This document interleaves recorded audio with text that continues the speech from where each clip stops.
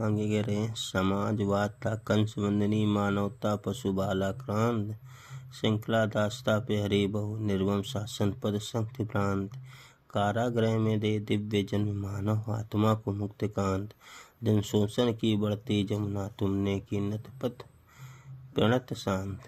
प्रसंग लिखेंगे कि इसमें बापू को कृष्ण अवतार बताकर उसकी शक्ति का यहाँ पर चित्रण किया जा रहा है।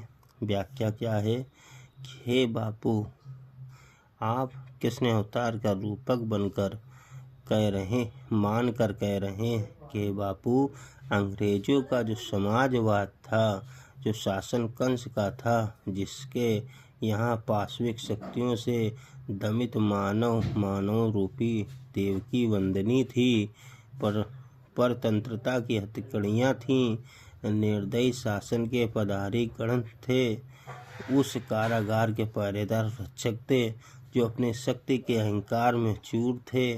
आपने कृष्ण के रूप में ऐसे पराधीन भारत रूपी कारागार में जन्म लिया, मानवीय आत्मा की बेड़ियां काटकर उन्हें मुक्त किया।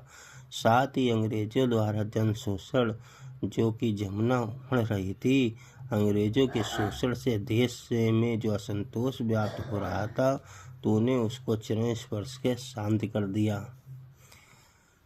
अब देखिए कह रहा समाजवाद था कंस वंदनी मानवता पशुलाक्रांत। कह रहे जो अंग्रेजों के द्वारा समाजवादी कंस का शासन था, वह पशुओं के भांति शक्तियों में दमित मानवता रूपी देवकी वंदनी थी।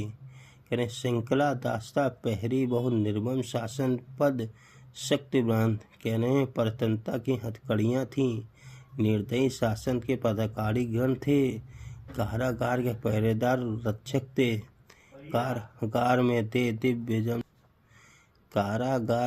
दिव्य जन्म मानव आत्मा को मुक्त कांत। कह रहे हैं कि आपने कारागार में जन्म लेकर के मानवीय आत्मा की बेड़ियों को काटकर उसे मुक्त कर दिया। जन शोषण की बढ़ती जमुना तुमने की नतपद प्रणत शांत। कह रहे हैं इस प्रकार से जो जन शोषण की यमुना बढ़ रही थी, उस यमुना को, उस अंग्रेजों के शोषण को, देश में जो असंतोष व्याप्त था, वो तुमने चरण स्पर्श करके उसको शांत कर दिया।